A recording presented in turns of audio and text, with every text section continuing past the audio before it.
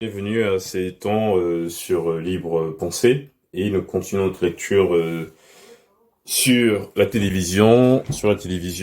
et nous lisons ce que les mots veulent dire. Ce que les mots veulent dire, déjà nous avions vu, du moins nous étions arrêtés à parler de l'AFP, qui est le principal organe d'information finalement en France, principal organe d'information qui, en tout cas en France, diffuse ces données prises de manière brute, qui ensuite vont être commentées, hein, entre autres, rediffusées, reprises par les chaînes d'information françaises. Alors, l'AFP, ça il faut le dire, dans le monde, non, n'est pas seul. Cet organisme n'est pas seul. On a aussi la Society Press, par exemple, ou alors Reuters qui, dans le monde, se partage le quasi-monopole de l'information. Donc, pour aller plus loin, et dans le cadre de la France, donc, à plus de 200 chaînes, l'AFP renvoie, hein, diffuse, transmet ces données qui sont collectées sur le terrain ou autres. Et ce qu'on peut donc entendre, ce qu'on peut constater, et une idée quasi évidente, hein, puisque ça il faut le dire, c'est que le marché finalement, ou sinon le monde de la communication ou de l'audiovisuel, ou là en l'occurrence donc de la télévision, reste un marché. Et ce marché est tel que finalement, par le fait que 200 chaînes, en l'occurrence, vont se procurer des informations auprès de l'AFP, bah, rien que ça crée des contraintes. Ces contraintes, pris de façon très simple déjà, interrogent sur l'irréprochabilité, moi peuvent interroger, hein, sur le caractère irréprochable de l'AFP. Je pense qu'en bon critique, déjà savoir que la France est uniquement ou quasi essentiellement alimentée par l'AFP, de base, ça peut poser des questions. Alors je sais, c'est vrai, l'AFP visiblement a fait l'effort d'être entourée, sinon son organisation est telle que, a priori, hein, elle devrait permettre une reprise, en tout favoriser une certaine objectivité de la retransmission de l'information. Pourtant, ce qu'on constate de façon factuelle, c'est que par exemple, hein, là, le cas de la condamnation de l'AFP, je pense, sauf erreur de ma part, non, carrément en 2015. Hein, pourquoi? Ben, parce que visiblement, en tout cas, la Cour de cassation a jugé, a condamné l'AFP pour discrimination syndicale en vue vis-à-vis de d'un élu délégué de la SNJ-CGT. Et c'est pas tout, hein. Nous savons aussi que en 2017, l'AFP a de même, hein, pareillement été condamné. Alors pas que l'AFP, mais aussi le journal 20 minutes, un journal là gratuit. Pourquoi? Parce qu'il y a eu des titres quasiment tendancieux, en tout cas qui pouvaient laisser penser que le FN, donc le Front National, était en cause dans une affaire concernant les Panama Papers, quand en réalité, visiblement, en tout cas selon l'article Le Monde qui d'abord va en parler, il ne s'agissait en réalité que des fidèles, hein, de premier ordre, si on veut, du Front National, et non pas le Front National lui-même. Donc on peut déjà, en constatant ces données, en constatant ces faits, qu'il y a ici, du moins ce qu'il peut y avoir ici, une retransmission de l'information qui n'est pas toujours précise, ne serait-ce que parce que ce sont des hommes qui travaillent derrière. Et du coup, on est appelé dans ce sens, je pense, en tout cas, les personnes, les individus, les membres de la société, à ne pas boire comme si c'était une parole d'évangile, les informations, en tout cas, ce que l'AFP, qui est l'organisme, en tout cas qui a le monopole de la transmission de l'information en France, pourrait communiquer. Alors, je dis évangile, mine de rien, c'est aussi, hein, à partir, ça il faut le dire, c'est un fait historique, c'est aussi à partir de là que naît par exemple le terme propagande, donc qui, à la base, était un terme utilisé par le pape Grégoire XV et qui donc avait une vision assez simple, celle donc de propager, hein, donc la propagande, de propager, de favoriser la propagation de l'évangile partout. Hein, donc c'était un rapport avec les missions catholiques. Et ici, ce qu'on voit alors, petite digression historique, c'est que là, c'est vrai, c'était dans un cadre assez simple et plus tard, le terme propagande va avoir un sens, une perception beaucoup plus négative, notamment lors des propagandes pendant les guerres, donc aussi bien la première que la deuxième guerre mondiale. Et là, j'y reviens légèrement, où il y avait une retransmission de l'information par effectivement les différents États, les États donc qui ont combattu, déjà de ces chefs finalement, de ces autorités vis-à-vis de leur population, dans l'adoucissement, en tout cas la présentation d'une guerre qui serait douce, une manipulation de l'information donc, où finalement l'armée aussi contribuait à rendre des informations à des organes, en tout cas à des organes de presse qui, eux, alors, reprenaient ces informations qui se sont été très orientées en vue de donner une image de la guerre qui serait douce et effectivement des ennemis hein, qui, eux, seraient des diables, des personnes vraiment de la pire espèce, entre guillemets, pardon, en tout cas, des personnes qu'il faudrait traiter et avoir en haine avec la plus grande force, si j'ose dire.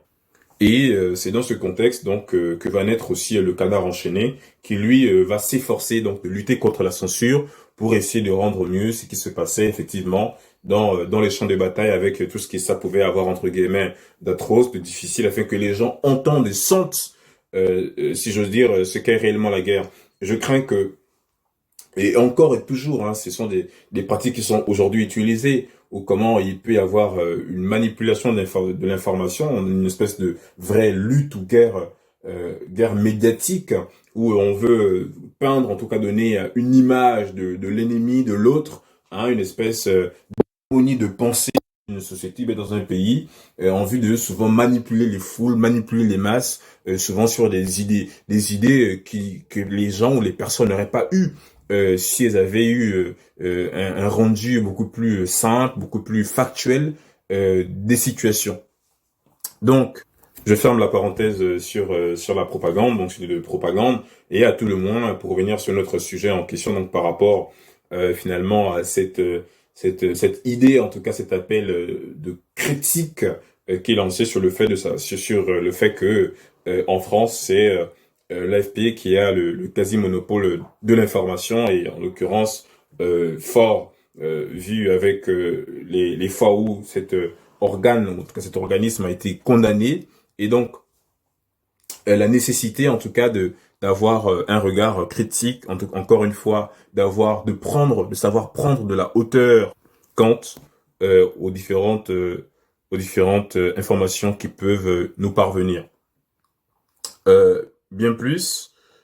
autre contrainte, sinon pour aller un peu plus en avant, en profondeur, c'est que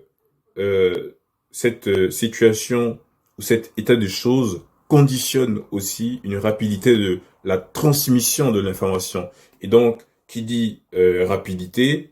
donc fait remarquer par exemple, ça ce sont des choses qui sont factuelles, et Bourdieu revient aussi là-dessus, sur le fait que les journalistes, pour avant de diffuser une information, celui appartenant à tel groupe va d'abord savoir qu'est-ce qu'a dit l'autre, hein, l'autre qui déjà jouit d'une certaine reconnaissance, d'une certaine approbation d'un point de vue public dans la société. Du coup, l'un va regarder chez l'autre et puis un tel va regarder chez un tel afin d'être à peu près sûr qu'on dit les mêmes choses parce que on veut rester dans une espèce de entre guillemets socialisme idéologique, être sûr qu'on va pas faire des vagues, on va pas dire des choses qui pourraient heurter encore une fois ici, peu ou prou, j'ai peur qu'on le veuille ou pas, une idée, une espèce de propagande, hein, dans les termes en tout cas tels que on vient un peu de le voir. Et ainsi, Bourdieu parle alors d'une homogénéisation, plutôt homogénéité, pardon, de l'information. Homogénéité qui, selon lui, alors peut même être aussi presque une imitation sur les titres des articles de presse, par exemple, mais surtout sur le fait que les titres, ou en tout cas les sujets abordés, les thématiques abordées, ne vont pas être particulièrement ou richement différents entre différents médias d'un pays. Si bien que on pourrait, en tout cas on serait en droit de se demander s'il n'y a que ce genre de sujets qui se déroulent, en tout cas qui ont lieu dans le pays, ou est-ce qu'il y a d'autres sujets dont on ne parle pas aussi. Et là, on en vient à un autre aspect, sinon à d'autres aspects, donc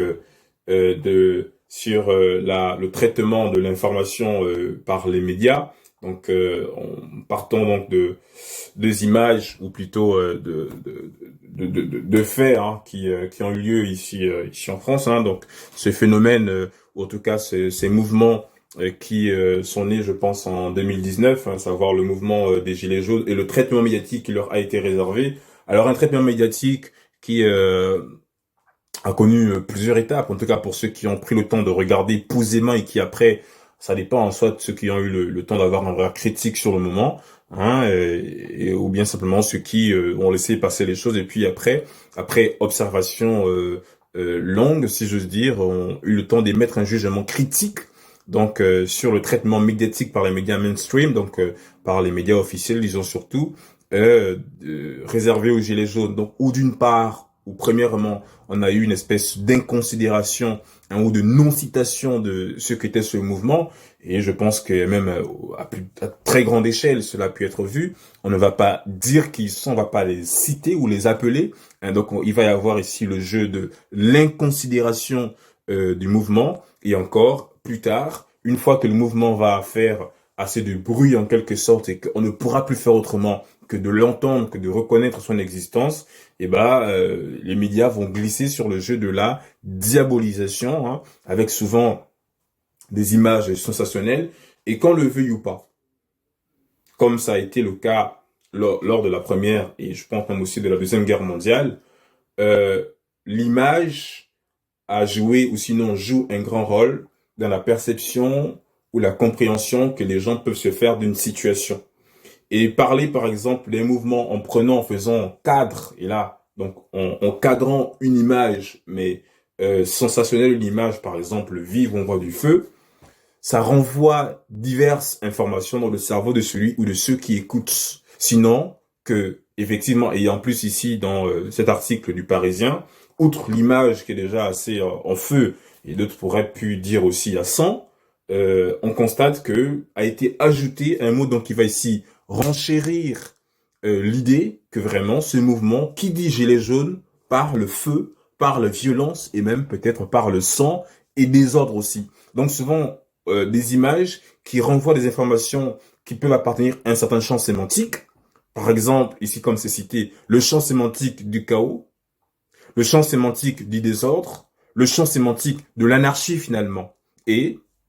pour ceux qui ont regardé, ils savent que c'est souvent dans ces cases qu'ont été mises les personnes qui étaient ou qui se réclamaient des gilets jaunes. Et après, plus loin, outre que la diabolisation, on a assisté à une espèce de déconsidération. Alors on parlait de l'essoufflement du mouvement, effectivement, ce qui après s'est avéré vrai. Mais euh, ce qui n'empêche pas effectivement que c'est vrai, hein, à force en tout cas de répéter, si j'ose dire, que le mouvement s'essouffle, puis on n'ignore pas toute la répression